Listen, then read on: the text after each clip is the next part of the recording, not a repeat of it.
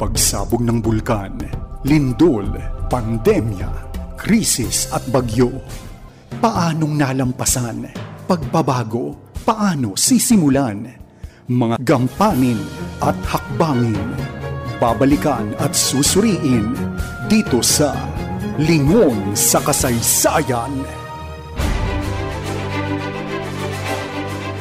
Isang mapagpalang bagong taon kaagapay, ako po ang inyong lingkod, si Heidi Bernardo Sampang para sa espesyal na programang inihanda ng inyong 702 DZAS FEBC Radio TV, ang Lingon sa Kasaysayan. Tayo'y magbalik tanaw sa mga nangyari sa ating bayan sa buong taong 2021.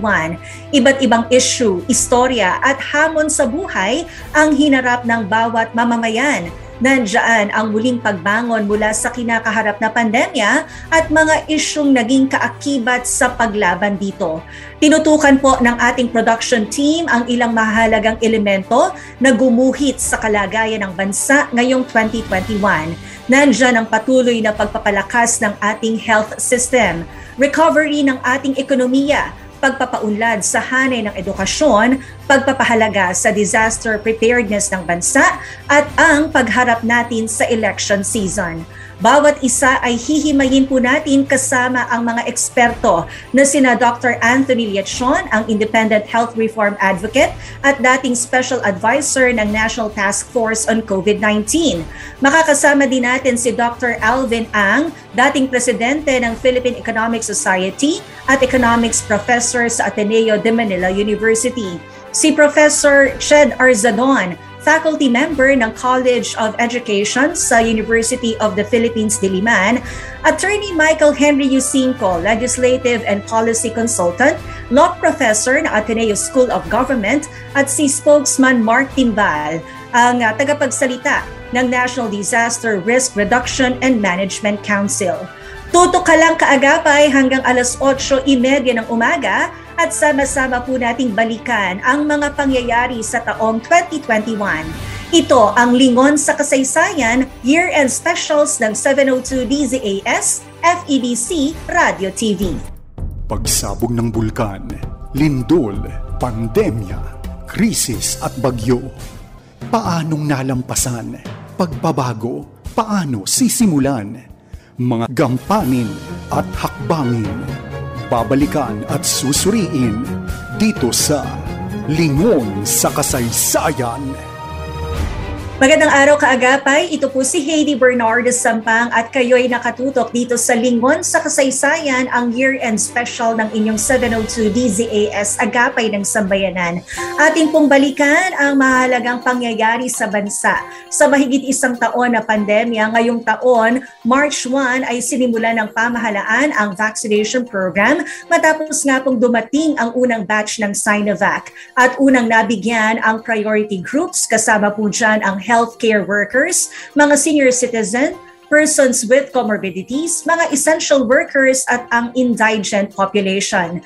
Nabigyan din po ng emergency use authorization ang Pfizer-BioNTech, AstraZeneca, CoronaVac, Sputnik V, Janssen, Covaxin, gayon din ang Moderna, Sinopharm, Covovax para sa pagpapalakas po ng vaccination program ng pamahalaan. Sa kabila naman ng vaccine rollout, nagkaroon pa rin ng surge ng COVID-19 sa bansa na naging dahilan ng mas mahigpit na lockdown noong huling linggo ng Marso hanggang Abril. Gayon din noong Agosto kung saan naging dominant din ang highly transmissible na Delta variant sa bansa. Ayon mismo yan sa World Health Organization.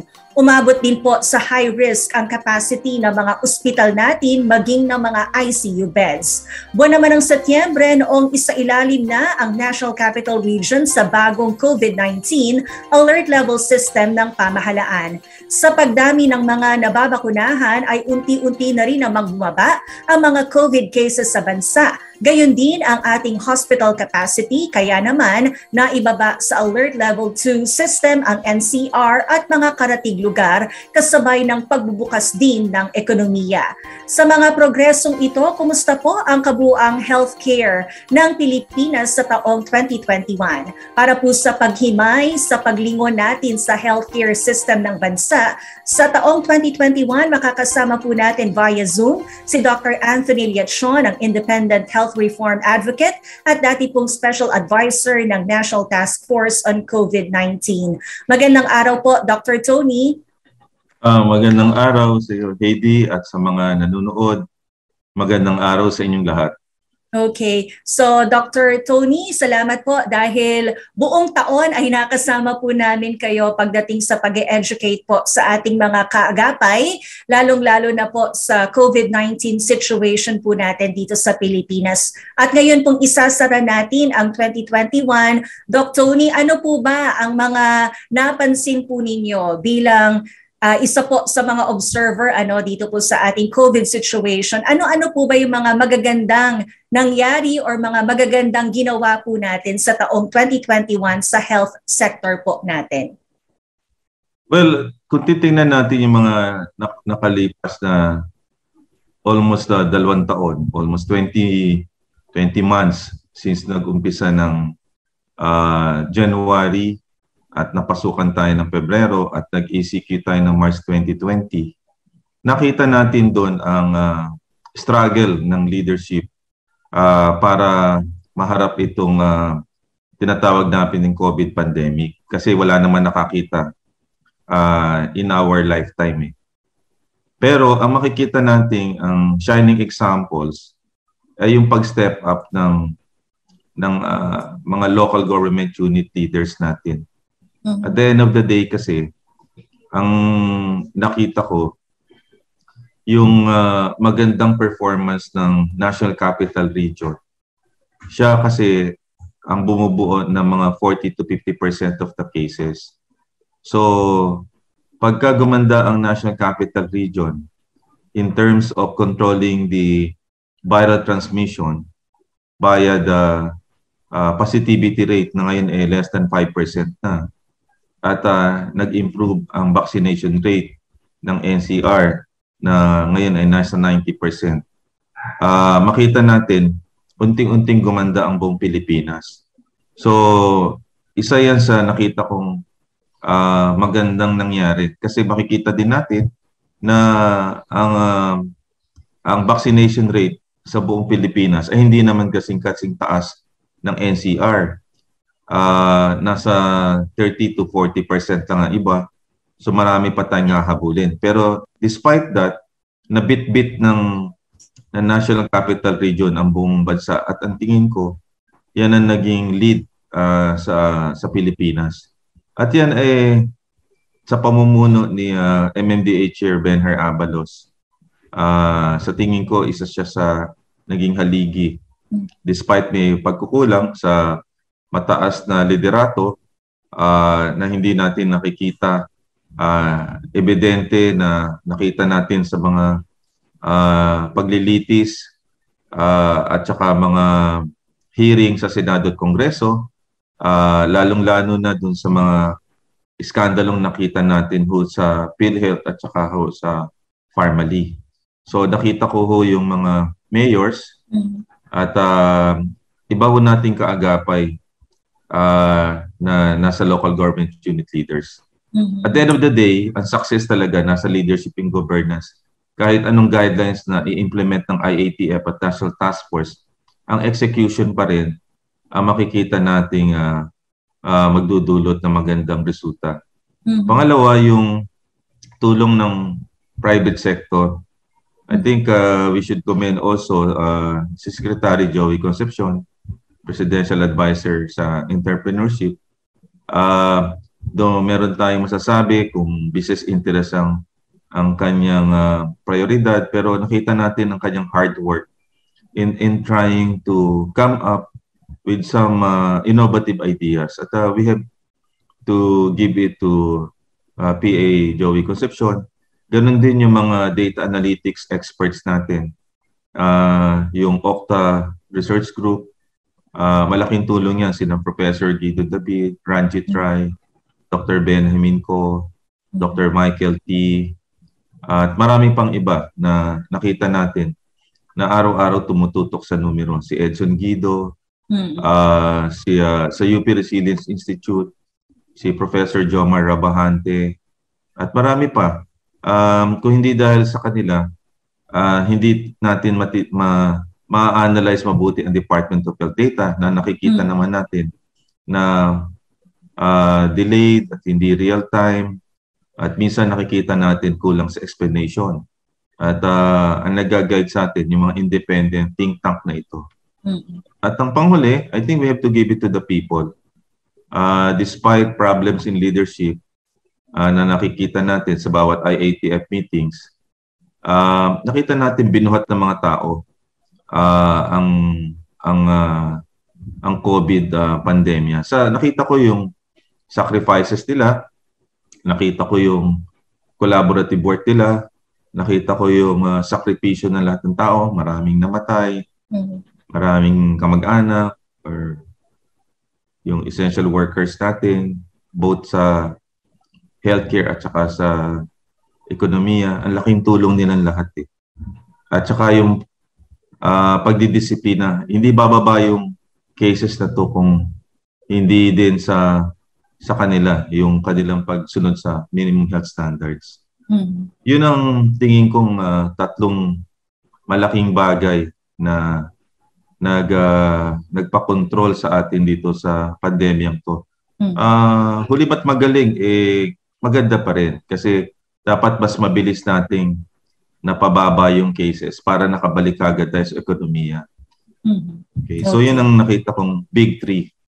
Salamat doon sa pag-step up ng ating mga metro mayors, ng ating mga LGUs, sa pangunguna din ng ating MMDA, at magandang nangyari din yung pagtulong ng private sector, yung ambag ng mga think tank, and of course, ng bawat isa sa atin, ng mga ordinaryong mamamayan sa ating pong pagsunod sa mga ipinatupad na panuntunan ng ating pong pamahalaan. So, Doc Tony, magaganda po yung mga pinoint out ninyo na mga good things na nag-transpire nitong 2021. Pero saan naman po tayo nagkulang?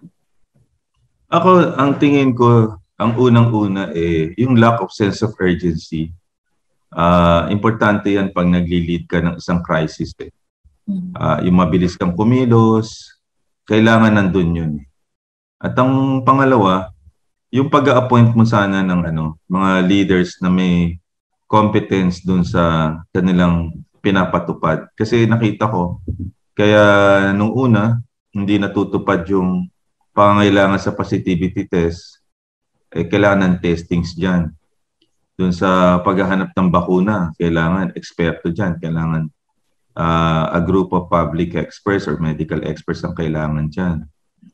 Diba? So, doon din sa contact tracing, hindi na punan agad yung posisyon ni Mayor Magalong kasi may trabaho rin naman siya sa Baguio. At I think sa Cordillera area, siya rin ang lead person doon.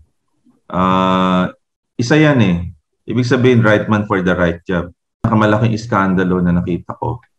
Meron kasing mistrust, merong honesty and integrity problems dahil dun sa COA Deficiency Fund Report ng Department of Health na nagbunsod para karoon ng hearing ang Senate Blue Ribbon Committee, at dito lumabas yung pagbibigay ng 42 billion ng Department of Health sa procurement services ng DBM at napaboran ng isang kumpanya na ang market capitalization ay 625,000 lang para makakuha ng 8 billion. At doon din laman yung mga alleged overpriced face mask, face shield, at saka mga test kits. At doon nakita natin na in the midst of pandemic ay hindi na korekto. So dapat may accountability yung mga nandun sa lugar na yun. Kasi sila yung mag-a-appoint ng supplier Imposible naman na hindi maintindihan ng IATF kung sino yung mga susupplyan nila. Isa yan sa pinakamasamang yugto o chapter. At hanggang ngayon, yan ang nakakalungkot kasi yan ang tumatatak sa mga Pilipino na maaring kaya hindi natin na-resolve kaagad ang cases natin dahil merong integrity issue, merong competence issue, merong problem in terms of inspiring the people, meron ding problem in terms of visionary leadership, hindi na anticipate kaagad yung mga problema. At ang panghuli, it's about moral courage, yung makakapagdesisyon ng leader kahit hindi dahil sa political gains or interest na gumagawa sila ng desisyon dahil yun ay ayon sa siyensya at yun ay ayon din sa ebidensya coming from big organizations abroad, CDC, WHO. At hindi dahil lang gusto mong gawin yun to please the administration or even some small groups ang interest lang ay business para sa bansa. I think yun ang buod na nakita kong masamang nangyari dito sa pandemya.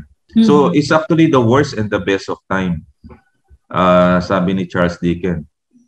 It is the worst of time kasi we had the worst pandemic after 100 years since the Spanish influenza. It's the worst of time because nakita natin yung mga leaders nating iba ay hindi nag-respond to the pandemic na nakita natin in other countries. It's the worst of time because nagamit pa yung pandemya para kumita ang iba katulad doon sa Parmali. But it's the best of time because marami rin na nag-step up. Na nakita natin yung sense of patriotism ng ibang tao. Nakita natin ang innovative ideas ng maraming tao. At nakita natin din yung unity ng tao despite problems in the leadership ng country. So, Doc Tony, nakakahinayang lang na imbis na yung buong atensyon natin at lahat ng resources natin nakatuon sa pag-resolve dun sa pandemic, medyo nahati yung atensyon natin dahil dun sa Parmali controversy na hinimay po ng Senate Blue Ribbon Committee. Looking forward po, Dr. Tony, ano ang inyong fearless forecast for 2022? Well, ang fearless forecast ko, ang success ng pandemya at ng bansa natin naka-anchor on the May 22 elections. Kasi almost 6 months na lang tayo or 5 to 6 months na lang tayo going to the election. Hindi na natin mababagay. There's nothing much you can do except for rapidly vaccinating the country. Kaya lang, maiksi yung panahon na yun. Considering yung supply issues natin ng bansa, nakadepende yan sa manggagaling sa ibang bansa. Lalo na ngayon, may matinding pangangailangan, hindi lang dahil sa Delta, may surge tayo sa Europe at lumabas pa tong Omicron variant. So mga kailangan ng malaking supply ang Pilipinas para makompleto yung vaccination rate. Yan ang greatest challenge. Kaya tingin ko magro-roll over pa itong COVID pandemic into the next administration. Ang silver lining lang natin ay kung makakapili tayo ng magaling na leader na tutugunan yung pagkukulang na nakalipas na administrasyon na nakita natin. I think ang pinaka-importante dito ay yung honesty and integrity. Sana makahanap tayo ng leader na ganyan at may accountability. Number 2, kailangan natin ng competent leaders na talagang mamumuno sa atin. Na yung specialty niya ay talagang yun ang kanyang nalalaman. Para ka nag-a-apply sa isang trabaho na dumadaan sa human resources, hindi ka kilala and yet nakukuha ka nila dahil dun sa iyong curriculum vitae or biodata. Sana ganun. Ang pangatlo makapaghanap tayo ng inspiring leadership, yung tinatag na transformational leadership. Ang tagal kasi nating nahirapan sa pandemya. Yung kind of leadership na may compassion, may empathy, na merong moral courage, na pagka napanood mo, talaga namang mahalina ka at sasama ka dun sa pinaglalaban. At pang-apat, sana may vision of the future na 10 steps ahead na nakikita ang problema. Hindi lang short-sighted lang siya. Dahil lang may issue, kaya ka nagde-decide. Dapat nagde-decide ka based on a roadmap na naisip po na kailangan gawin ito. Yung 5, medyo soft skills siya. Sana deeply religious, may takot sa Diyos. Napaka-importante yan naniniwala sa human rights, naniniwala sa kakayanan ng Pilipino at igagalang ka kahit anong opinion mo. taliwas man o kampi doon sa liderato ng next leadership. I think napaka-importante. Kasi kung walang fear sa Lord, wala ring compassion sa mga tao, hindi mo makikuha ang suporta ng mga tao at lalayo sila sa pagsuporta. Yan ang nakikita kong silver lining natin at yan ang projections ko. Pagka yan ang napili natin ng leader, ang tingin ko isang 6 months to 1 year, kuha yan. So napakalaking bagay na maging tama yung pagpili natin ng susunod na leader para po dun sa bilis at saka dun sa pagiging epektibo ng paghulagpos po natin dito sa pandemya na mahigit ilang taon na rin po na nagpapahirap po sa mga Pilipino at maging sa buong mundo. Doc Tony, maraming salamat po dahil ka-journey po namin kayo magmula nung simula pa dito po sa Oras na Pilipinas para amin pong talagang mas maintindihan ang ating COVID-19 situation at dun po sa mga opinyon at solusyon na lagi niyo pong ino-offer. Yan po ay talagang nagbubukas po sa aming kaisipan at talagang malaking bagay po, kaya naalagaan po namin ang aming pamilya at ang aming pong mga komunidad. Maraming salamat po, Dr. Anthony Liachon. Happy New Year po and stay safe. Happy New Year din, Haiti. Mga kaagapay, nakasama po natin si Dr. Anthony Liachon sa atin pong paglingon sa kasaysayan para po sa sektor ng kalusugan dito po sa ating bayan. Tutok ka lang dito po sa ating Agapay ng Sambayanan at magbabalik po ang Lingon sa Kasaysayan 2021.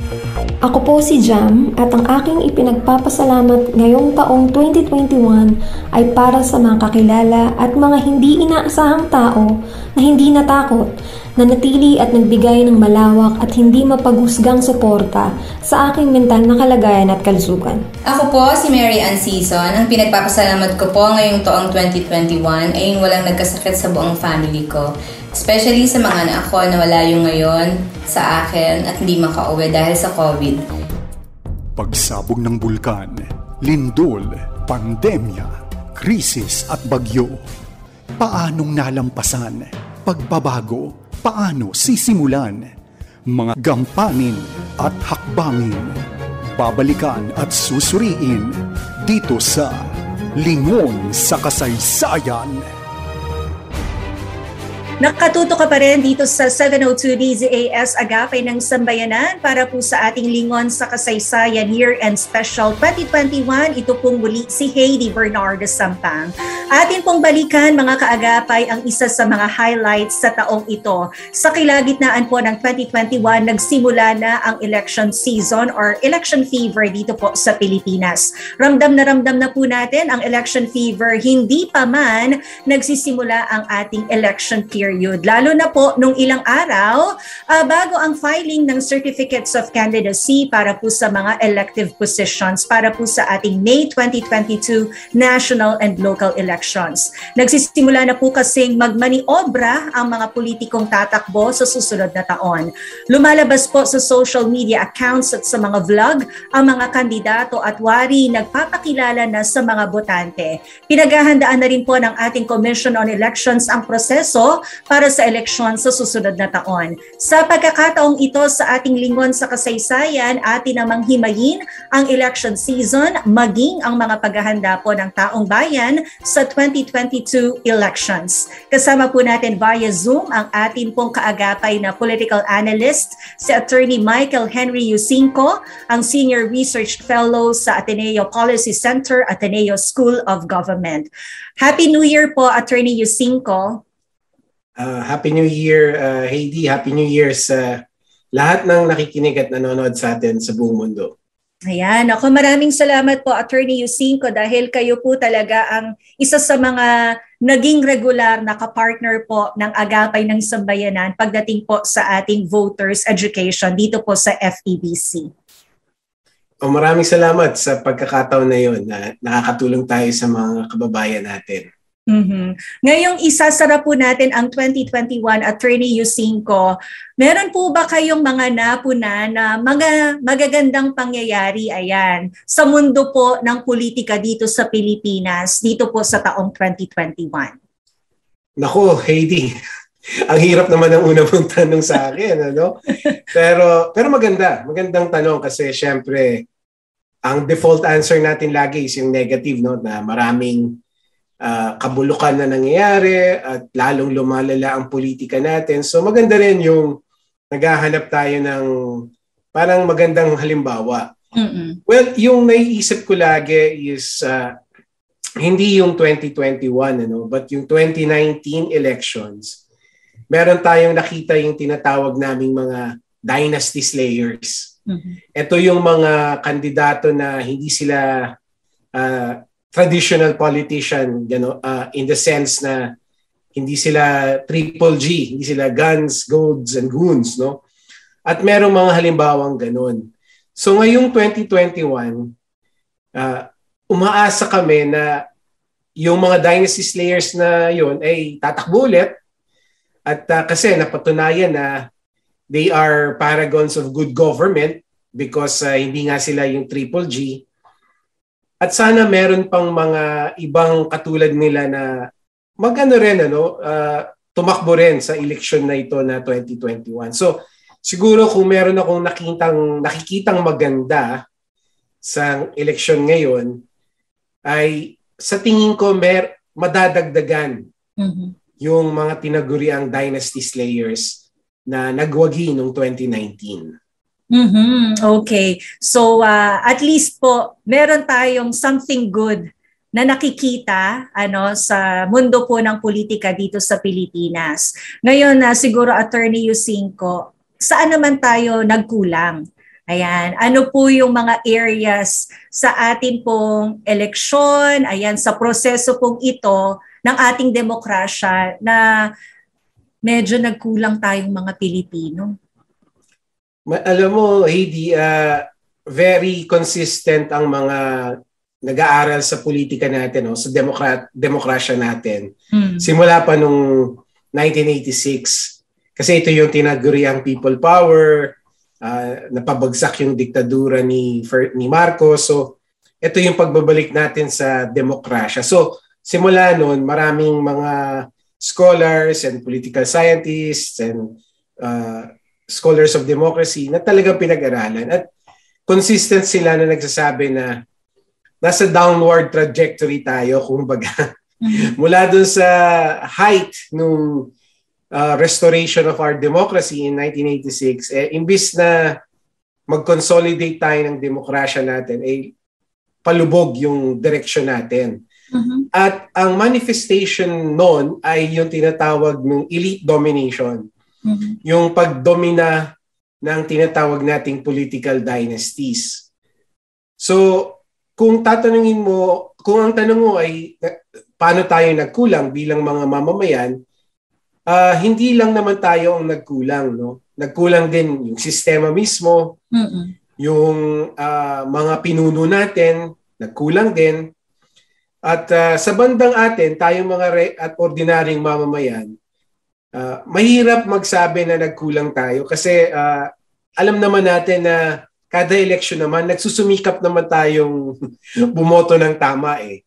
Karamihan sa atin, nagsusumikap na bumoto ng tama.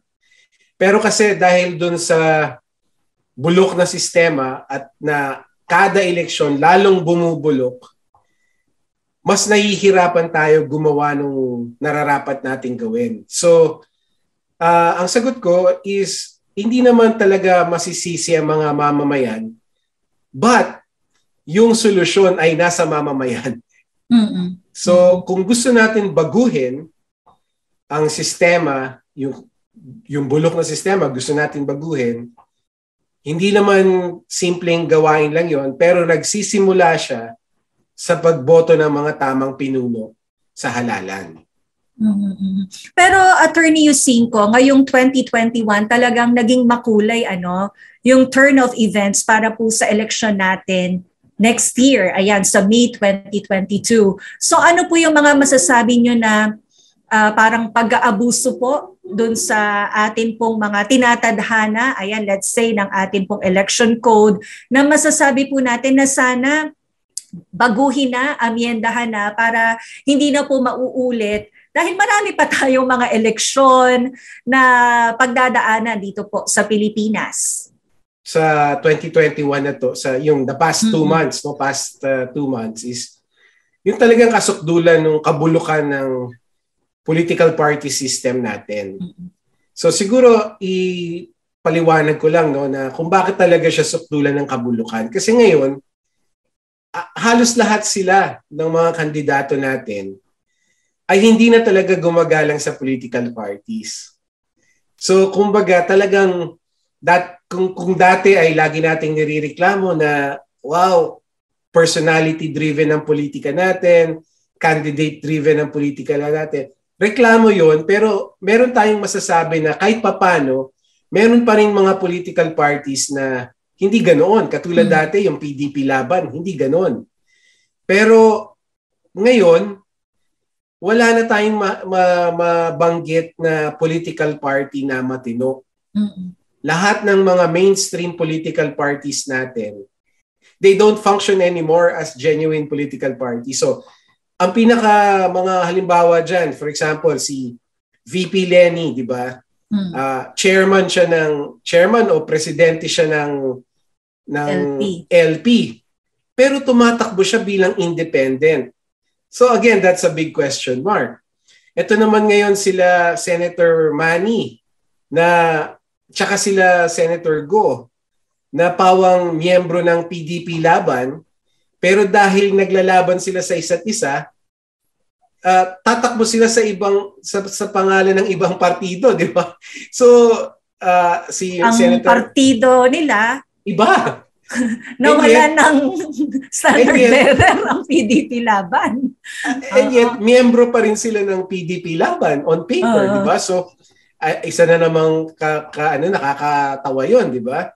And then, syempre, yung pinaka nakakatawang halimbawa is si Senator Marcos at saka si Mayor Sara na hindi naman sila bahagi ng isang partido and yet tatakbo sila together. Ang nakakatawa pa nga, si Mayor Sara umalis sa political party niya, lumipat sa Lakas, tapos after 2 days, siya na yung chairman ng Lakas. Kumbaga parang hindi na natin nakikita ngayon kahit papano nagpapanggap yung mga politiko natin na meron silang genuine political parties. No? Lantaran na nilang pinapakita sa atin na yung mga political parties ay de papel lang. Kumbaga, lang nila yon, vehicle lang nila para mag-negotiate with one another. But hindi talaga sila political party. So, sana ang political party system natin ay mabago. Sana ang magkaroon tayo ng provision na bawal yung bumaliktad, bawal ang balimbing, at kung tatakbo ka sa isang political party, dapat at least 1 year na miyembro ka na, meron kang may papakitang prueba na naging active ka dun sa political party na yon. At siguro ang isang politiko dapat sa isang political party lang, hindi yung pwedeng mamangka sa 2 ilog. So ito yung mga reforma na sana pag-isipan ng mga nasa Kongreso sa next year. Pero susulong kaya yan sa Kongreso? Kung mismong mga kongresista din po natin ang gumagawa ng ganyang estratehiya. Yan yung sinasabi ko kanina na although hindi natin masisisi yung mamamayan sa nangyayari sa ating politika, yung solusyon ay nasa kanya. At ang simula ng solusyon na yun ay yung pagboto ng tamang kandidato. So, keep that in mind na yung mga political reforms na kailangan natin ay yung mga taong iboboto natin sa Kongreso, sa Senado, sila yung magpapatupad ng mga solusyon na yon. So dapat isipin natin mabuti. Kung gusto natin maayos yung politika natin, gusto natin maayos yung democratic system natin, electoral system natin, dapat yung mga iboboto natin sa Kongreso at sa Senado ay gagawin yung solusyon na nararapat para sa mga problemang yon. Bakit noon, ang mga politiko natin natatakot sa mga botante. 'Di ba? Na natatakot sila na, yun nga, sabi mo nga na mabansagan na balimbing kasi hindi na sila iboboto ng tao. Pero ngayon, hindi na sila, yung mga politiko natin, hindi na natatakot, 'di ba?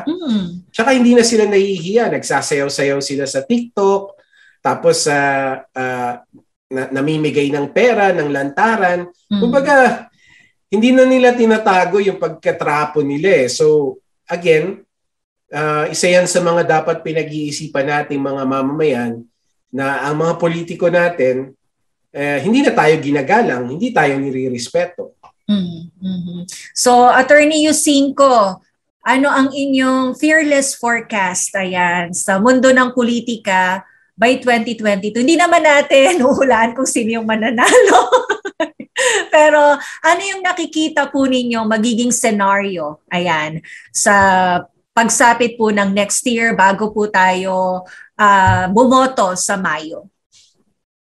Right now kasi ang lineup natin ngayon, no, parang karambola politics na 7 tao ang lumalaban sa pagkapangulo, tapos walang malinaw na dehado na liyamado.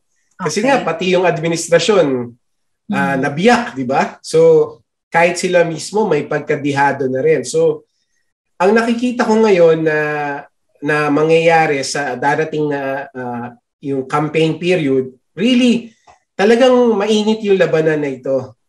Magkakaroon talaga ng bangayan, magkakaroon ng siraan, at lahat ng karamihan ng mga attacks ay mangyayari sa social media.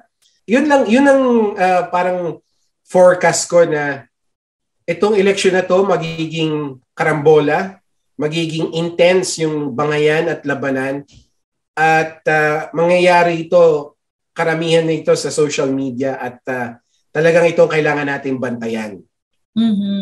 Kumbaga, paghandaan na natin, expected na yan na talagang bubuhos ang iba't ibang mga impormasyon sa social media. Ngayon, ang hamon para sa atin maging mapanuri. Alin dito yung totoo, alin dito yung paninira lang. Tama. At dapat ang default position natin ay dapat hindi magtiwala kung anong makita natin sa social media. Except of course, dun sa talagang kitang-kita naman na trustworthy sources like mainstream media, parang kayo, di ba, sa DZAS and other mainstream media outlets. Kasi yan, merong vetting system yan, di ba? Like ikaw, hindi naman kayo maglalabas ng balita na hindi nyo sinusigurado na totoo, di ba? Pero yung mga sources na kaduda-duda ay magduda na tayo. Yun ang default position. Hindi tayo dapat tanggap lang ng tanggap dun sa mga sources of information na hindi naman talaga hindi naman kilala at hindi nasubukan na. Attorney Yusinko, kami po dito sa FEBC Radio TV nagpapasalamat po dahil sa mahabang panahon ay kaagapay po namin kayo pagdating po sa mga usaping eleksyon at minsan po sa mga usapin din na panlabas na ugnayan po natin sa Pilipinas sa international community, and looking forward po kami sa patuloy po nating partnership sa atin pong pag-educate, pag-i-inform po sa mga bagay na dapat pong matutunan ng ating pong mga tagapakinig at saka ng mga tagapanood po natin. Have a great day and Happy New Year po uli, Attorney Michael Henry Yusinko. Maraming salamat din at mabuhay kayong lahat dyan.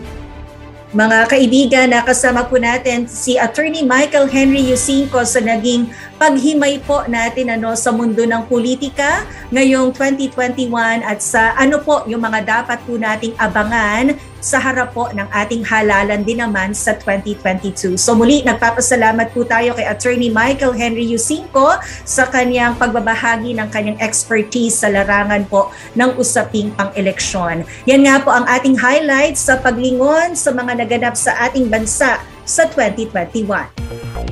Zaren De Los Santos, ang pinagpapasalamat ay yung pinapromote ako sa work, tumaas yung sahod ko, meron din akong savings goal na na-meet ko din at dahil doon nakabili po ako ng bagong kotse. Ako po si Ted Taganas, isang frontliner at ang pinagpapasalamat ko ngayong 2021 ay naging malusog ang aking buong pamilya.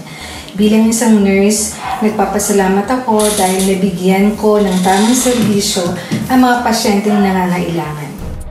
Pagsabog ng bulkan, lindol, pandemya, krisis at bagyo.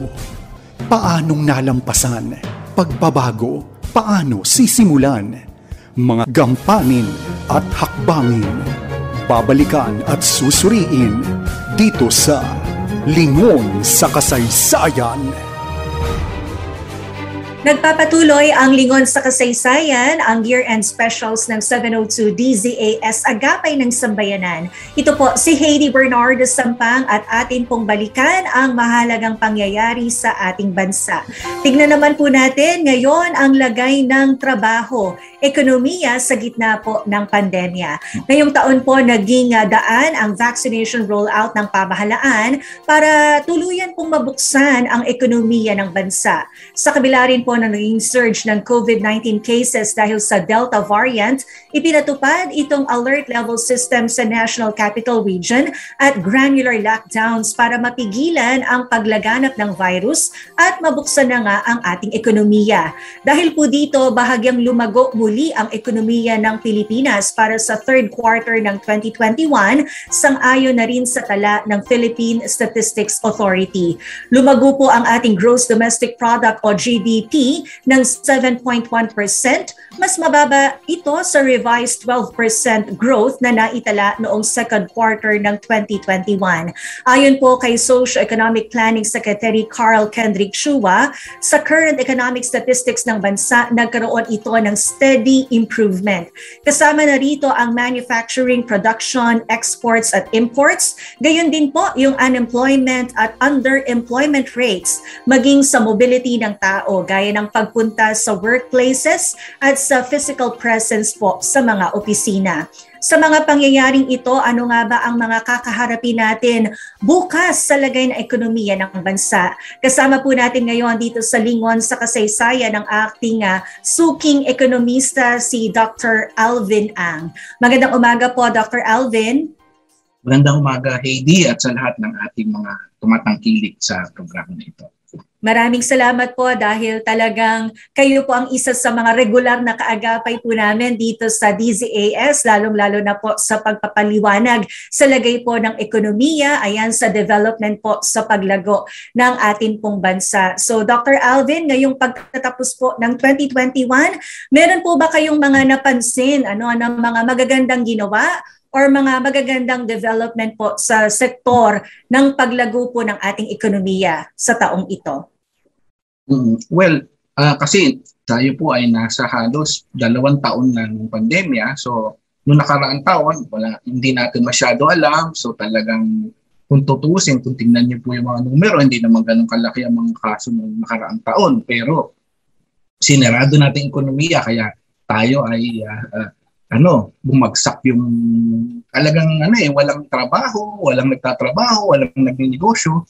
So ang implikasyon nun ay talagang humirap ang antas ng pamumuhay noong 2020.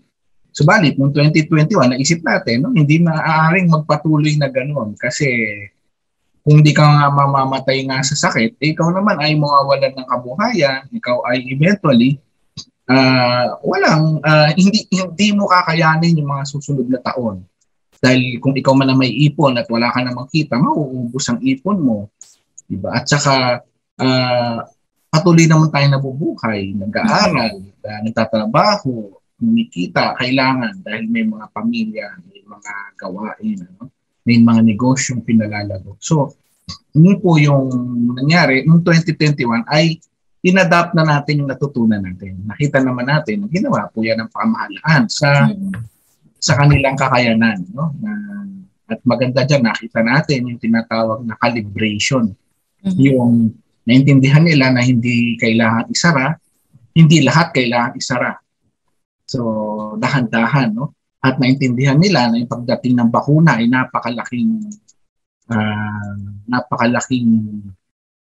tulong. Kaya nakita naman natin, Marso pa lang, Pebrero, may mga order na tayo ng vaccine. At kung tutusin, itong buong 2021, makikita naman natin ay napakadami na ang nabakunahan.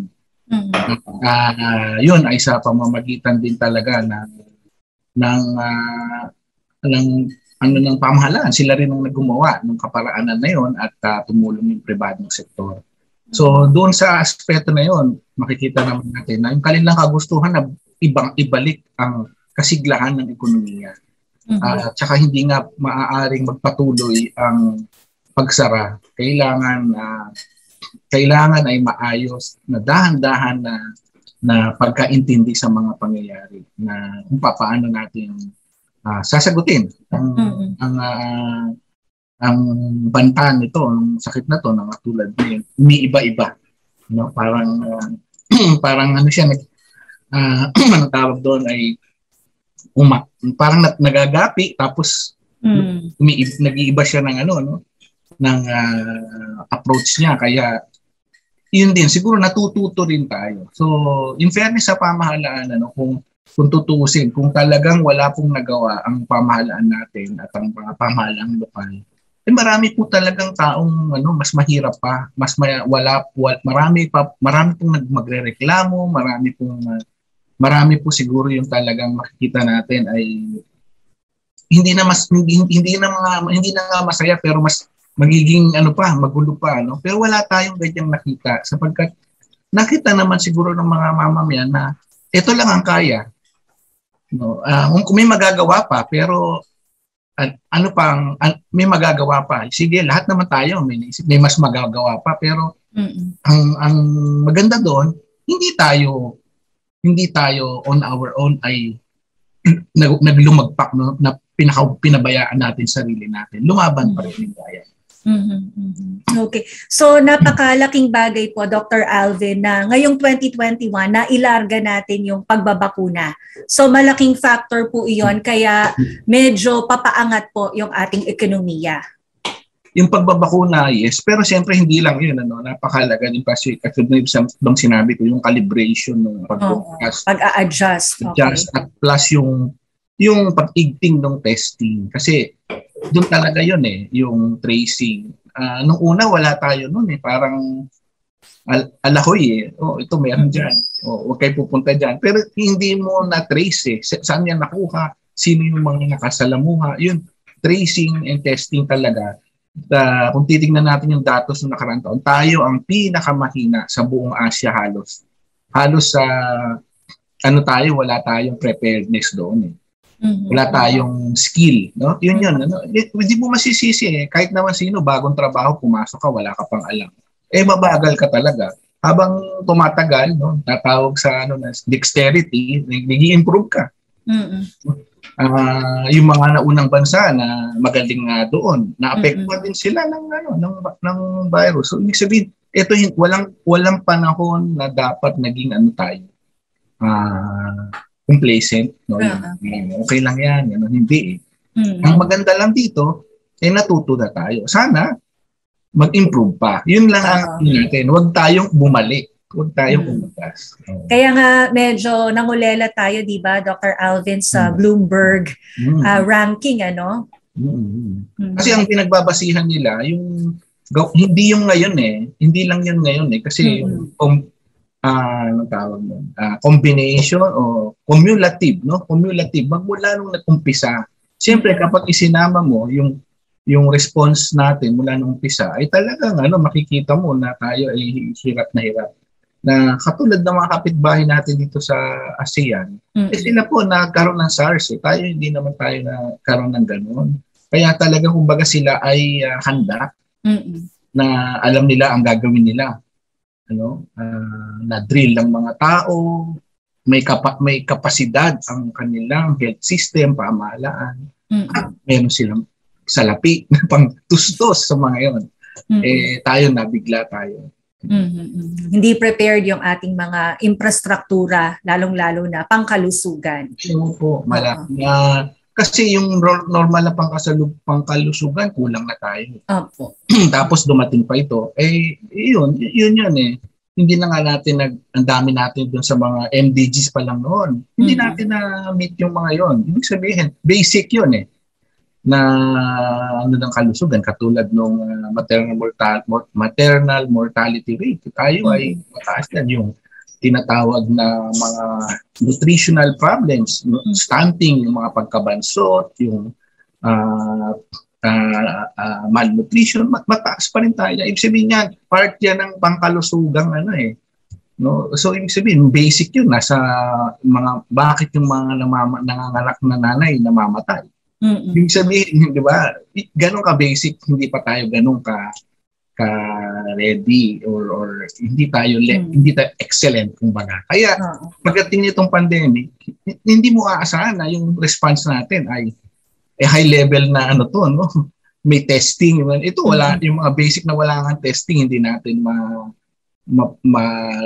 masagot, no? At mapababa ng maganda na level ng world standards. No? So, Pero Doc Alvin, aside doon sa medyo naging mahina tayo sa testing at saka sa tracing, ano pa po yung iba pang aspeto na nakita po ninyo ngayong 2021 na nagkulang po tayo at dapat na pagbutihin, pag-inamin po natin? Tingin ko yung yung pag-agapay sa negosyo. Kasi maraming negosyo na lalo na yung maliliit. Yung malalaki walang problema eh. Kaya nila. Yung maliliit, ang daming maliliit na negosyo nahirapan talaga. Kasi karamihan ng negosyo sa Pilipinas, sari-sari store, karinderya, small scale talaga. Yan mga yan, tinamaan talaga yan. Ngayon, may tulong ang pamahalaan eh. Kaya lang, alam nyo yun, walang tulay eh. Ano yung tulay? Karamihan sa mga negosyo kasi dito sa Pilipinas ay lalo na maliit, hindi sila rehistrado. Yung ating tinatawag na database ng formal system natin, hindi talaga siya hindi siya maayos. Ngayon lang tayo naghahabol ng national ID, no? Napakatagal na po na dapat lahat tayo may national ID. Ngayon kailangan ka pa magpunta doon.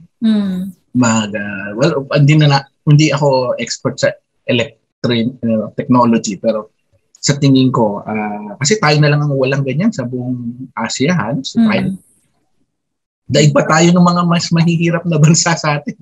May national ID sila. Kasi nga ang sana noon ay upang mapabilis ang transaksyon. Sa sarili natin, sa pamahalaan, diba? Yun. Doon tayo nagkaroon ng challenge. Hindi natin yun na... Yun naman, in fairness na pa rin na sa pamahalaan, tinatry nila. Ngayon, hindi siya automatic. No? Hindi siya yung isang buwan trabahoin natin, next month okay na. Hindi po eh. So yun, medyo hindi nila kasalanan, pero kung pinaghandaan ng mga nauna, ay hindi sana natin hinaharap ngayon.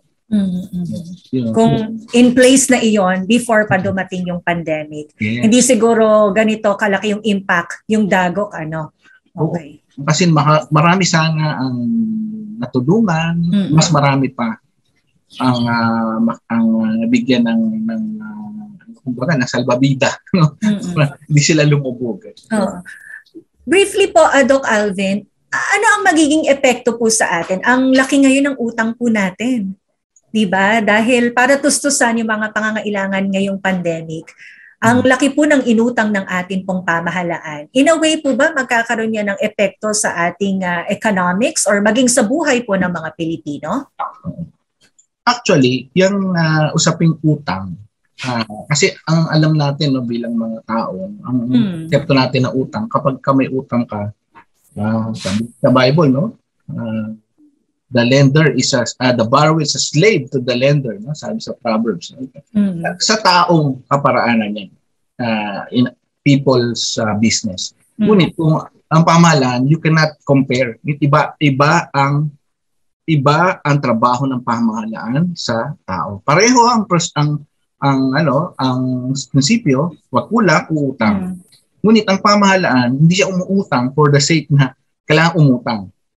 Umuutang siya kasi ang pamahalaan sa pillars ng governance, tatlo, no? Ang mga consumer tayo, mga mamimili, at yung mga nagpo-produce, mga producer. Ito nag-pandemic, sinara natin. So walang producer, walang consumer. Paano gagalaw ang ekonomiya? Yung pangatlong pilar, yung gobyerno po, ang gagalaw. Siya po magpopondo para gumalaw uli yung negosyo, para gumalaw uli yung mamimili. So, saan niya kukunin yun? Walang negosyo to, walang buwis. Kaya umuutang siya. Umuutang yung pamahalaan upang buhayin muli. I-jumpstart. Jumpstart. Kung baga sa sasakyan na hindi umi-start, siya yung baterya na parang paandar. Ngayon, ba't niya kailangan umutang? Kasi nga, hindi gumagalaw ito eh. Kumbaga, na-stock up eh. So, pag umandar na, ang role ng pamahalaan ay palaguin pa yung ekonomiya. Ngayon, malaking utang. Oo, malaki talaga. Ang tanong, babayaran ba yan bukas? Hindi naman bukas babayaran yan.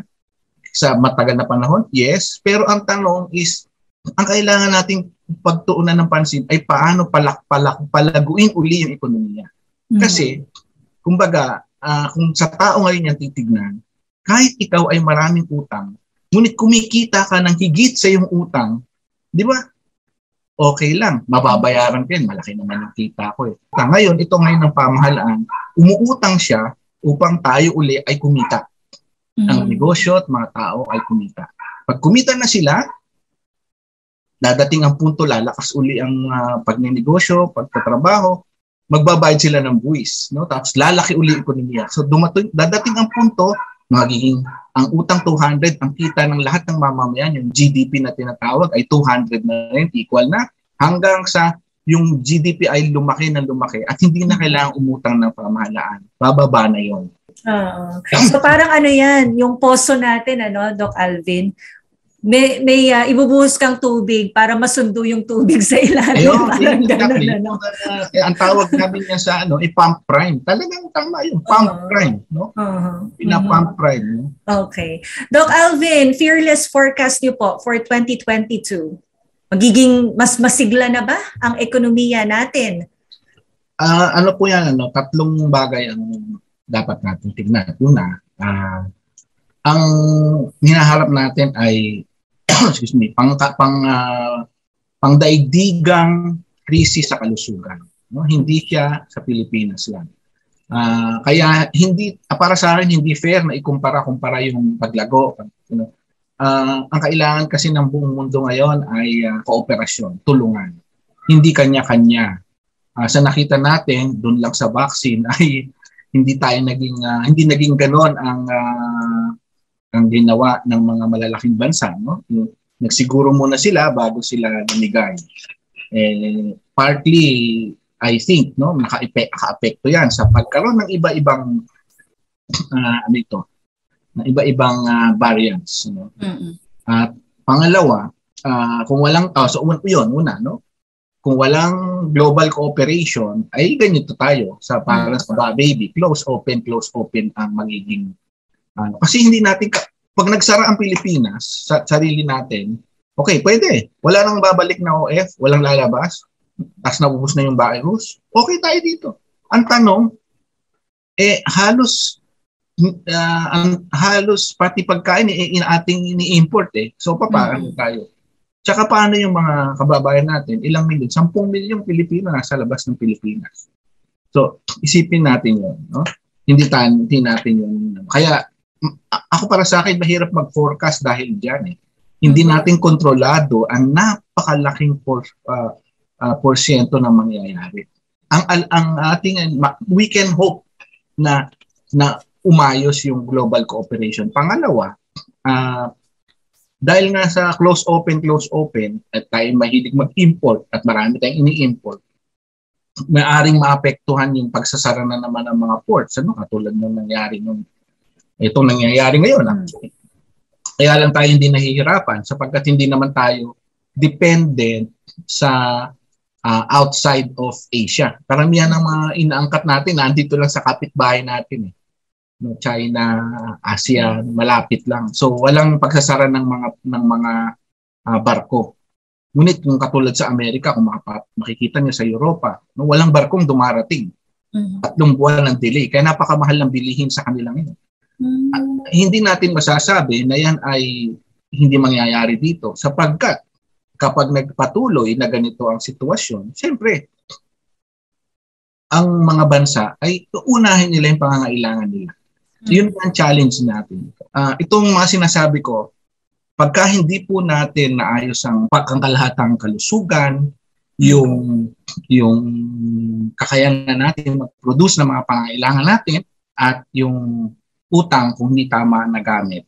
Yan po ang magdidikta ng direksyon natin. Election po next year eh. So, ang ng mga tao sa election ay sige, gastos, okay yun, emotional yung ngunit pagkatapos noon yung paano natin ayusin ang paglago ng ekonomiya. Ako, I will not be concerned kung mas mataas o hindi. Ang importante ay nasasagot natin ng tama yung 3 sinabi ko.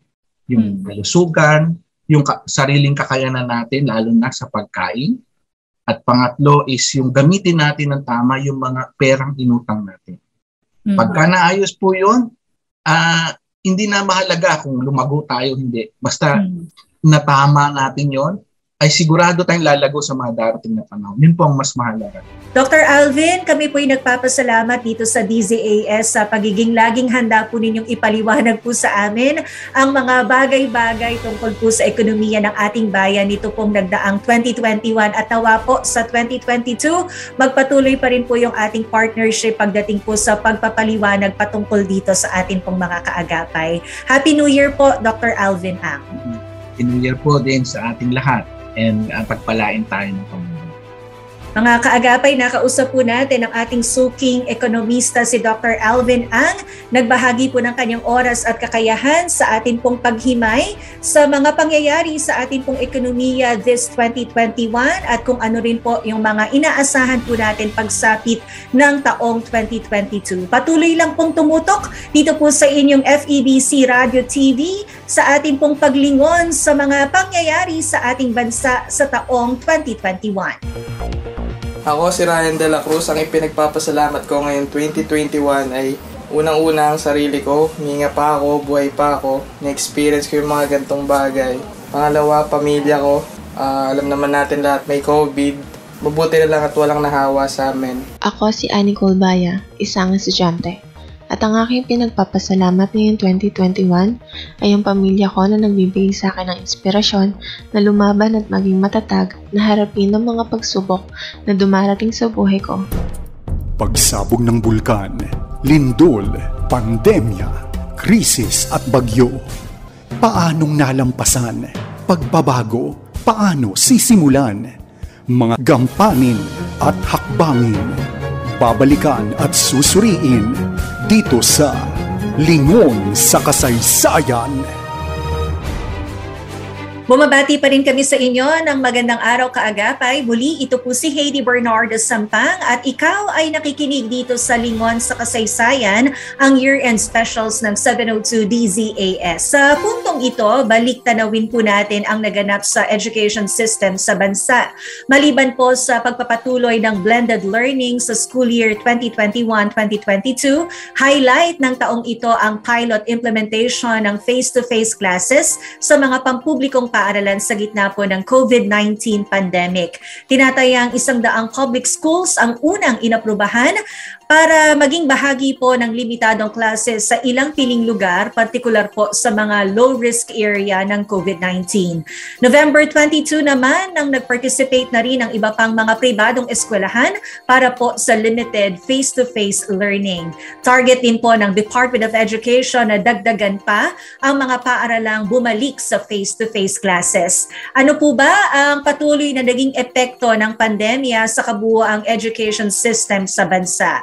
Para po himayin natin at lingunin po natin ang sektor ng edukasyon. Ngayong 2021, makakasama po natin ngayon si Dr. Professor Ched Arzadon, faculty member ng College of Education, University of the Philippines, Diliman. Magandang araw po, Professor Ched. Magandang araw, Heidi, at sa lahat ng mga nakikinig ng DCAS. Happy New Year po, Happy New Year. Sa wakas, nakasurvive tayo. Praise God, ayan. Salamat sa Diyos. Looking back, Dr. Che, dito po sa 2021, sa hanay po ng ating edukasyon, ano po ang mga highlights o nakikita niyo pong mga magagandang nag-unfold ayan, sa 2021? Yeah. Mabuti naman at ano mo yung magaganda, no? Kasi usually ang naiisip natin challenges. Kasi mamaya po yun. Oo nga eh. Pero ang nakita kong naging magandang opportunity sa ating buong educational system. Kasi ang education system, di lang naman yan sa school. Yung kabuuan, kasi meron ng formal, non-formal, informal learning.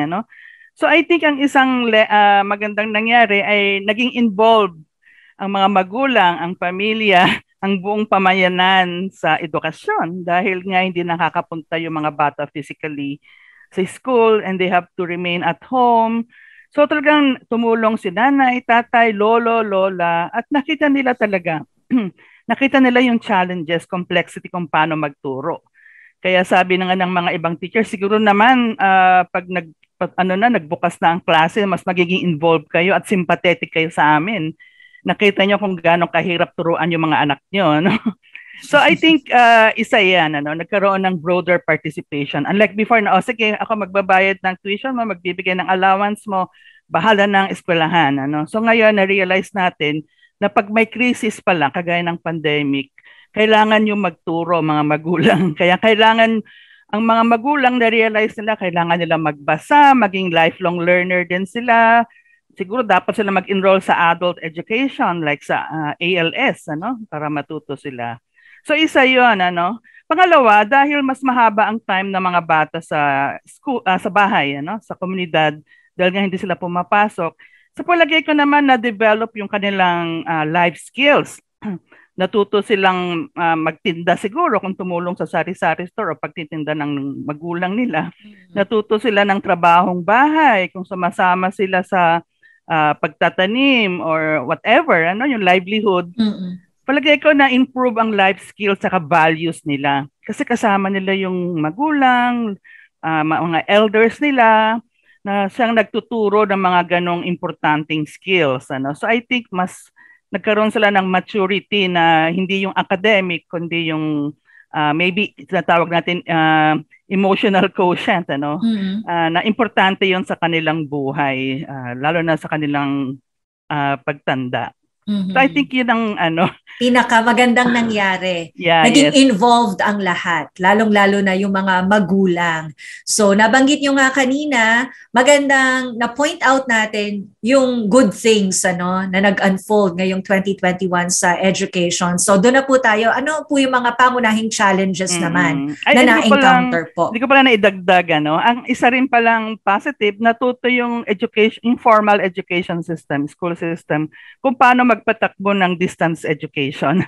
Kasi before, may maliit lang na sektor, kunyari yung alternative delivery mode or ALS, sila lang yung gumagawa ng distance ed. Pero ngayon, nagkaroon ng pagkakataon na, pwede palang gamitin ito. Mas lumawak po. Yung paggamit ng platform. Yes, at saka yung skill set ng teacher, kasi nag-training sila at meron silang direct experience. So I think mas naging multi-skilled, okay, ang teacher. Hindi na lang siya for classroom teacher, naging pwede na rin siyang distance educator. So isa yon.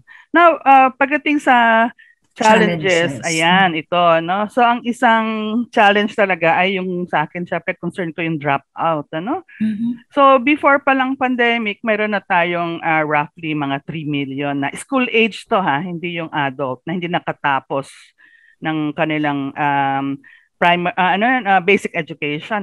So parang sila yung school leavers or out of school children and youth. Tapos nung first school year, nung nagbukas ng school year sa pandemic, napabalita na mayroong 2.3.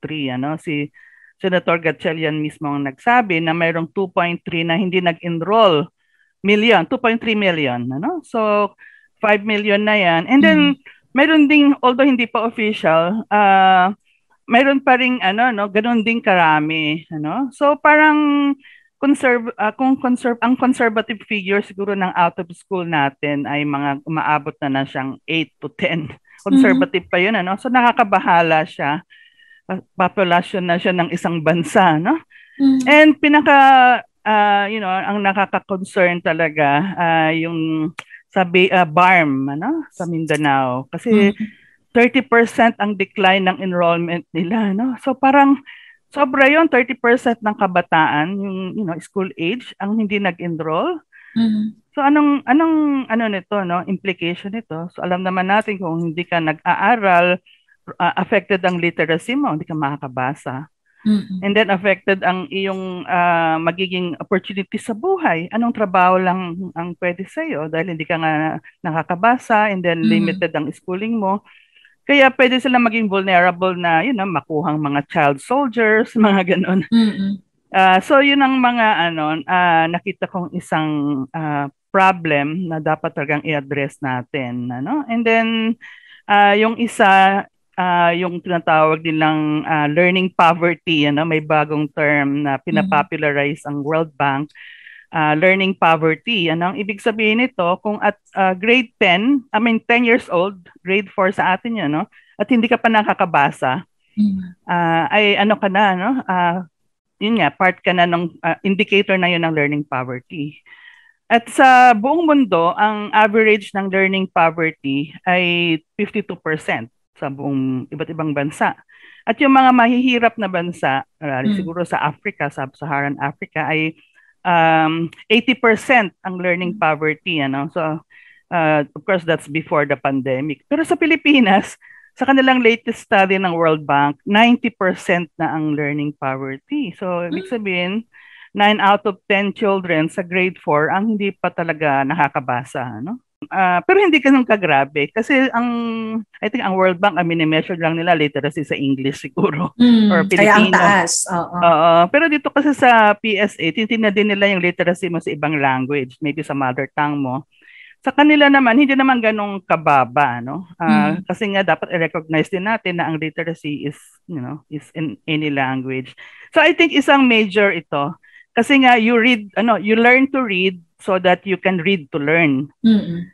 So kahit na ang dami mong mga materials dyan, modules, kung hindi ka naman nakakabasa, so malaking setback. So hindi naman completely kasi ngayon naman may video na rin, like DepEd, merong DepEd TV. So pwede ring pinapaliwanag na ng teacher sa video. So unlike before na totally dependent ka sa textbook, kung meron kayong internet at may access ka sa TV, pero kung ang access mo lang ay modules, which is yung modality ng mga majority ng mahihirap, talagang challenge. So can you imagine kindergarten, hindi ka pa marunong magbasa, may module ka na kasi wala ka namang pang-online. So literacy ang one. Pangalawa is yung may tinatawag nilang learning loss. So, ibig sabihin, yung kaalaman mo ay hindi na siya at par sa mga kaedad mo, So, maybe dapat, kunyari, 10 years old ka, dapat pang grade 4 nang alam mo. Pero dahil sa epekto ng distance learning, mas mababa. Kasi DepEd din mismo ang nagsabi, sa kanilang DepEd Order 12, Series 2020, yung Learning Continuity Plan nila, nakalagay doon na ang distance learning ay para lang sa mga independent learners at may magulang na nagsusupervise sa kanila. So na-establish na yun mismo sa document nila, So kaya at sabi nila sa kanilang document, wala pa kaming nakitang solusyon para sa mga dependent, yung mga walang magulang at mga non-readers. That's a DepEd document. So now we are seeing the consequence, of such choice of na walang face-to-face at puro distance learning lang. So yun ang nakaka-overwhelm na challenge sa ating edukasyon ngayon. Mga bagay na hahabuli natin once na full blast na yung ating in-person classes. Pero thankfully, Dr. Che, di ba, nasubukan natin magkaroon kahit ng limited dun sa face-to-face classes sa ilang mga areas na talagang low risk sa COVID. Looking forward po Dr. Ched, sa 2022, as an educator, ano po yung mga pangunahing recommendations niyo po para po mas mapalago po natin ang pagkatuto ng atin pong mga anak sa 2022? Yeah, we can learn from history. Kunyari, after World War II, ang nangyari sa Latin America, meron silang tinatawag na literacy campaign. So, kunyari, kagaya sa bansa ng Brazil, yung mga lahat ng kabataan, mga college students usually, ay pumunta sila sa mga bundok, sa mga maliliit na villages para magturo ng literacy. So naging successful yon kasi lahat nakialam, yung mga kabataan lalo na. So can you imagine sa Pilipinas kung lahat ng NSTP, lahat ng practicum sa senior high school, yung magiging peer reading tutor sila, So kung imbis na magwalis-walis lang sila dyan at mga ano-ano, magpunta sila sa barangay, magturo sa mga bata, ipunin nila yung mga nahihirapan magbasa, And then maybe ganoon din sa mga simbahan. Marami tayong tinuturo sa Sunday School, sa DBBS. So wag lang tayo magkwento, kundi tulungan natin yung mga kabataan na sa kanilang pagbabasa, yung mag-create ng interest sa reading. Kasi yun yung importante, hindi yung babe, bibo, bu. Dapat magkaroon sila ng interest sa pagbabasa ng kwento para they will have the motivation. So isa yun, very crucial ang role ng kabataan dito. Kasi sila yung may oras, sila yung mayroong concern sa bansa, sa pagbabago. At sila yung magiging leader in the future. So can you imagine kung mamanahin nilang citizenry ay mga non-readers, illiterate, okay? Pangalawa, we can also learn from yung sa history natin sa Pilipinas, yung after World War II, meron tayong community school movement. Okay, pinangunahan ito ng yung mga mga parang DepEd superintendents ang nanguna. Kasi during before World War II, talagang very centralized ang control ng Department of Education that time. Pero dahil nga naggera, medyo watak-watak at hindi pa nakaka-set up ng Department of Education that time, yung mga education leaders sa iba't ibang lugar sa Pilipinas, like sa Iloilo, si Dr. Aguilar, sa iba't iba, siya kasi yung pinaka-notable. Minobilize nila yung komunidad, mga magulang, na tumulong sa pagse-set up ng school. So, yun, nagtayo sila ng mga eskwelahan dahil nga nabomba sa giyera. Nagtuturo sila, Dr. Orata, sa Pangasinan. Yung mga magulang, pupunta sila sa school para magturo ng parang practical arts, so, involved sila, lalo na yung pagtatayo ng high school kasi yun ang na-devastate talaga at kulang. So, naging involved, and then ganoon din yung teachers, tumutulong din sila sa community para ma-rebuild ang kanilang livelihood. So, hindi na lang yung isang bureau or government agency ang involved sa education, kundi na-mobilize yung ibang sektor sa ating lipunan. So, I think ang isa talaga ay dapat makialam lahat. Laging ginagamit na it takes a village to train a child. Ang isa rin na kailangan talaga ay ma-empower yung teachers, school heads sa baba. Kasi ang naging problema natin sa COVID, napaka-complex ang problem at hindi nga ma-define ng DepEd based sa kanilang memo. Pero napaka-centralized ang kanilang governance. Maghihintay sila ng modules mula sa central office, maraming binibigay na directives. Dapat sa mga ganitong crisis situation, very important yung tinatawag naming agency, yung capacity ng teacher to address yung mga problema, challenges sa context niya. Kasi iba-iba yung mga local context Lalo nasa IP community, nasa Mindanao, nasa urban. Alam niya kung paano ang tama at mas bagay na approach. Yes, right. And let's give space for innovation, for problem solving. Teachers and principal, kasi maganda yung very key yung leadership ng principal sa bawat eskwelahan. Ayun. So talagang dapat po next year maging sa change ng ating leadership ay mabantayan, matutukan pa rin po itong isa sa mga pillar po ng ating bayan. Ito pong hanay po ng ating edukasyon. Ayan, yung sistema po ng ating edukasyon sa Pilipinas. Dr. Ched, salamat po. Napakayaman po ng inyong insights na ibinahagi po, pagtanaw, pagtaya sa sektor ng edukasyon dito sa Pilipinas, and looking forward po kami sa patuloy po na partnership po natin sa 2022 para po mabantayan po natin itong progreso po ng pag-aaral po, pagkatuto ng atin pong mga estudyante sa Pilipinas. Mabuhay po kayo, Dr. Ched. God bless you and Happy New Year. Salamat. God bless DCAS. Yan, nakausap po natin si Dr. Ched Arzadon at sinamahan po tayo sa ating pagbabalik tanaw sa sektor po ng edukasyon ngayong 2021. Huwag po kayong bibitaw dito sa 702 DZAS Kaagapay. Patuloy lang po na tumutok sa ating pong paglingon sa iba pang mga pangyayari sa ating pong bansa sa taong ito. Ako si Hazel Ton. Pinagpapasalamat ko ngayong 2021 ay yung pagkakaroon namin ng baby, na matagal na namin inaantay, yung pagiging healthy namin, buong pamilya. Ako po si Clark Luis Duran at ang aking ipinagpapasalamat ngayong 2021 ay ang pagiging masigla at masaya ng aking pamilya.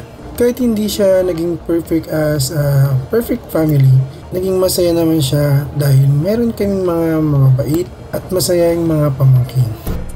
Pagsabog ng bulkan, lindol, pandemya, krisis at bagyo. Paanong nalampasan? Pagbabago, paano sisimulan? Mga gampanin at hakbangin. Babalikan at susuriin dito sa Lingon sa Kasaysayan. Ikaw ay patuloy na nakatutok dito sa Lingon sa Kasaysayan, hatid ng 702 DZAS Agapay ng Sambayanan. Ito po ang year-end specials natin ngayong 2021. At muli ako po ang inyong lingkod, si Heidi Bernardo Sampang. Atin pong binabalikan ang mga mahalagang pangyayari sa bansa. Maliban nga po sa pandemya, ang atin din pong bansa ay sinalubong rin ng iba't ibang mga bagyo, at habang binabantayan po natin ang COVID-19 ay pinaghahandaan din ng bansa ang pagdating ng kalamidad gaya po ng ginagawa natin taon-taon. So ngayong 2021, paano po nga ba naghanda ang ating pamahalaan pagdating po sa mga kalamidad? So atin po itong balikan kasama ang tagapagsalita ng National Disaster Risk Reduction and Management Council, si Mr. Mark Timbal. Hi Sir Mark, good day po and Happy New Year. Hi Ma'am Heidi, magandang araw po sa inyo at isang masaganang bagong taon sa lahat. Yes, Sir Mark, maraming salamat po dahil ever ready kayo para sa DZAS tuwing ginagambala po namin kayo sa pagtawag.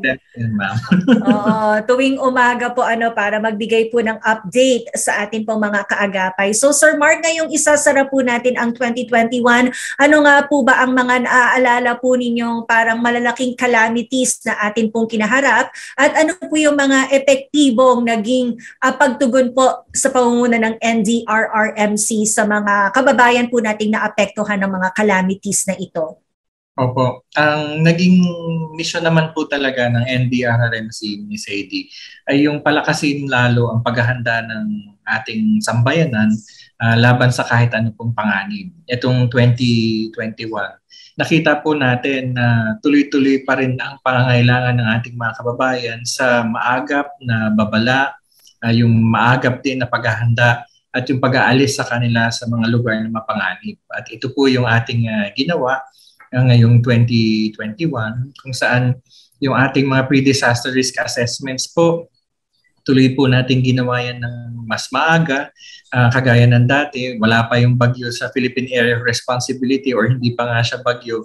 Pinag-uusapan na natin yung posibleng maging epekto nito at kung anong mga area ang posibleng tamaan nito. Kasama yung mga panganib na bibit-bitin itong bagyo na ito, kagaya ng landslide, pagbaha, storm surge. At yung warning systems din natin, mas pinalakas din natin. Kasi there was one instance na nakita natin na yung mga kababayan nating mangingisda ang naging biktima nitong mga bagyo, na naabutan sila sa laot ng sigwa. Although meron talaga ding mga sumigi pa rin kahit alam na nilang may bagyo, umalis pa rin sa dalampasigan at lumayag pa rin sa dagat. Ang ginagawa na po natin for 2021 and moving forward to 2022 ay itong mga babala natin maagap at ibibigay na natin talaga direkta doon sa mga mangingisda. In the sense na hindi na through the Coast Guard lamang or do sa mga ports lamang yung pagbibigay ng warning, kundi dagdag na rin ito sa mga warning na binibigay ni NDRRMC through the text message at yung mga natatanggap na warning ng ating mga barangay officials para maagap nilang masabihan yung mga mangingisda at maipaabot sa kanila ito via radio or via text para kahit nasa gitna sila ng dagat at may papalapit na bagyo, agad silang makakabalik. Ito din yung ganito din yung preparations natin for possible landslides, patuloy yung ating mga preemptive evacuations at yung pagpreposition natin ng hindi lang ng equipment at personnel kundi pati ng mga relief items na kakailanganin. Tuloy-tuloy po itong parte ng pagpapaunlad natin ng disaster management natin. So Sir Mark, ang mga strength natin sa ating disaster response, yung mas maagap na tayo ngayon. Mas napaghahanda na natin yung mga kababayan nating maapektuhan, let's say po, ng bagyo. And malaking bagay po na nag-adjust po tayo dun sa pag-aalerto nga po, specifically, lalong-lalo na po sa ating mga mangingisda na yun na nga sila po yung nababalitaan namin na mostly napapabilang po sa ating mga casualties kapag inabutan po sila ng bagyo sa kalagitnaan po ng dagat. Sir Mark, ngayong 2021, ano-ano naman po yung parang mga biggest challenge ng NDRRMC? Alam niyo, Ms. Heidi, tama yung sinabi niyo sa opening statement ninyo na binabaka pa natin yung pandemic. At isa ito sa mga naging pagsubok talaga sa atin for this year. Kasi NDRRMC, tayo dito sa Office of Civil Defense at buong pamahalaan, naging punong abala tayo sa pagmamando, pagsuporta doon sa mga efforts ng pamahalaan para matulungan yung mga kababayan nating apektado ng pandemya, pati na rin doon sa larangan ng pangangalaga sa kanila. At kasabay po nito, dahil may pandemic, hindi ibig sabihin natutulog yung ibang mga panganib. So, sabay-sabay po natin silang kinaharap. Totoo po na naapektuhan ng ating tanggapan ng pandemya dahil we lost 2 people to the disease, and then a number of us got infected by the disease. More than 100 people po yun na nagkasakit. Pero ang malungkot nga pong balita yan, pero ang nakita po natin yung dedikasyon ng ating mga kasamahan dahil kahit naka-quarantine ang ating mga kasamahan sa Civil Defense at saka sa Operation Center, tuloy-tuloy po yung pagtatrabaho natin. Naapektuhan nga po ang delivery ng mga documents, if you would allow me to say that. Pero yung pagbabantay natin sa mga panganib, pagko-coordinate natin sa mga response operations, yung mga preparedness activities natin, hindi po naapektuhan yun. Tuloy-tuloy na nagtrabaho yung ating mga kasamahan. Awa nga po ng Diyos, hindi ako nadapuan ng COVID-19 for the entire time of the pandemic, but tuloy-tuloy po ang ating pagtatrabaho, kasama pati itong mga kasamahan nating na quarantine. Kaya, kumbaga, naglipat lang ng location yung nagtatrabaho. Rather than working in the office or at the operation center, nasa quarantine facilities sila nagwo-work. And that posed also as a challenge to us kasi it became something that we have to really focus on. Kasi alam mo ito sa term, gigil magtrabaho, gigil tumulong yung ating mga kasamahan. Kaya minsan, sa pag-distribute ng ating mga relief support items, kasi kung matatandaan po ninyo, nung nagsimula ang pandemya, binigyan ng special na trabaho ni Presidente Duterte ang Office of Civil Defense na pamahalaan namin, yung mga international donations and local donations to the government para sa pandemic response. At yung pagmamando namin yan, yung pagtatala namin at yung pagdidistribute namin ng mga supplies na yun to all facilities na nangangailangan, dyan most probably na-expose yung ating mga kasamahan. So, doble-dobleng ingat ito sa ating pagtatrabaho. At kahit na sumusugod tayo sa mga disaster operations natin, yung mga bagyo, mga paglindol na yan, mga pagbaha, landslide, nakatatak sa ating pag-iisip yung patuloy na pag-iingat. At ito rin yung tinuturo natin sa ating mga kababayan na kahit tuloy-tuloy tayo sa ating pamumuhay, dapat mas paigtingin din natin yung ating pag-iingat laban sa COVID-19. Kaya nga Sir Mark, gano'n na lang din po yung pagsaludo po namin sa inyo dyan sa OCD NDRRMC dahil isa rin po kayo sa mga unsung heroes ng mga Pilipino dahil kung saan may calamity, kung saan mapanganib, nandoon po ang mga tauhan po natin dyan sa NDRRMC. Pero sabihin ko lang, Miss Heidi, hindi kami yung malas ha. Ay hindi, ang dala nyo nga po ay blessing, di ba? At abot kamay. Oo. Kasi naalala ko yung binibiro mo sa akin at saka sa ibang mga media din na nakakausap yun na ako pag may masamang nangyayari. Oo nga. But the thing is, even though walang nangyayaring emergency, tuloy po ang ating pagtatrabaho para yung preparedness natin at saka sa mga kababayan natin. Kaya may earthquake drills tayo, tuloy-tuloy natin ginagawa. Yung ating mga trainings para sa mga disaster managers, sa mga kabataan, sa mga vulnerable sectors, tuloy-tuloy po natin ginagawa yan. Kaya kahit walang disaster na nagaganap, meron po tayong ginagawa para mapalakas yung ating paghahanda at katatagan. Yun na nga Sir Mark, ang huling tanong po namin sa inyo.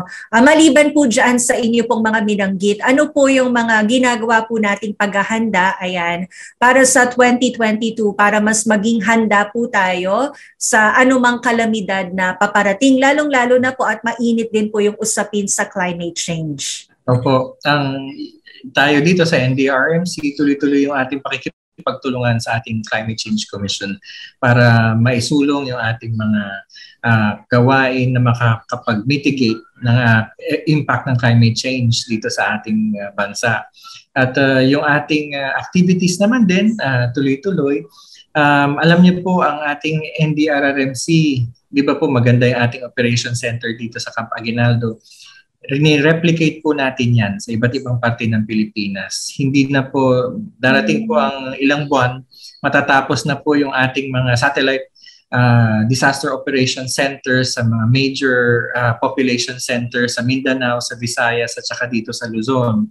Para po in case na may maganap na malaking kalamidad dito sa Metro Manila na madi-disable yung ating operation center, merong magte-take over ng mga operation center sa ating pagbabantay at pagmamando ng operations. Yung ating pong kahandaan din sa kahit anong kalamidad na posibleng mangyari, tuloy-tuloy po yung pagpapalakas natin ng capability ng mga kasamahan natin sa search and rescue operations groups natin, not just here at the national level pero pati din sa local level. Yung kahandaan ng yung lakas ng coordination natin sa ating mga kasamahan sa local level, andyan din po.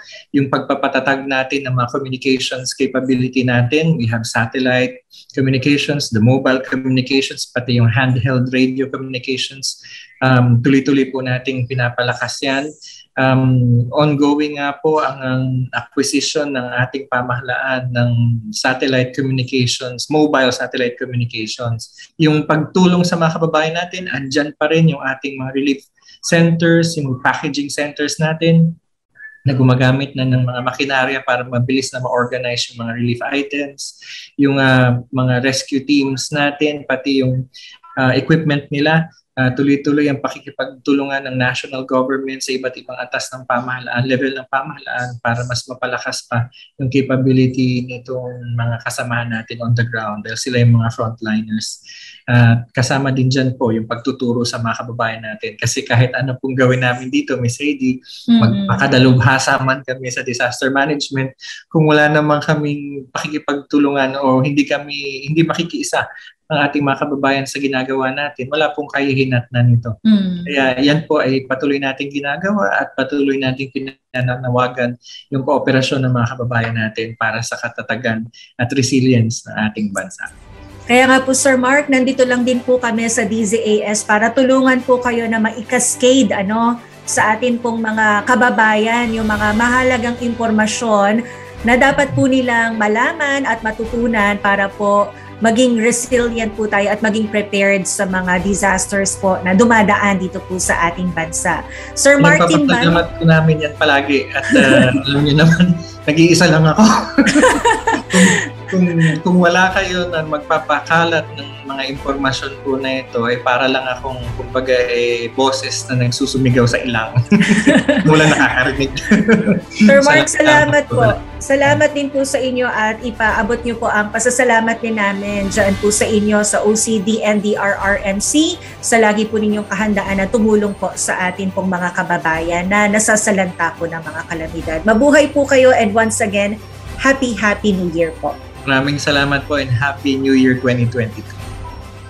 Maraming salamat sa atin pong nakapanaya mula po sa NDRRMC ang kanila pong tagapagsalita si Sir Mark Timbal at maraming salamat din sa kanya pong pagbibigay ng larawan kung paano pong patuloy na naghahanda ang atin pong bansa, ang ating pong pamahalaan sa mga kalamidad at kung ano rin po yung mahalagang papel na dapat pong gampanan natin ng bawat isa. So kayo po ay patuloy na nakikinig dito sa Lingon sa Kasaysayan, paghimay ng mga naganap sa bansa sa taong 2021.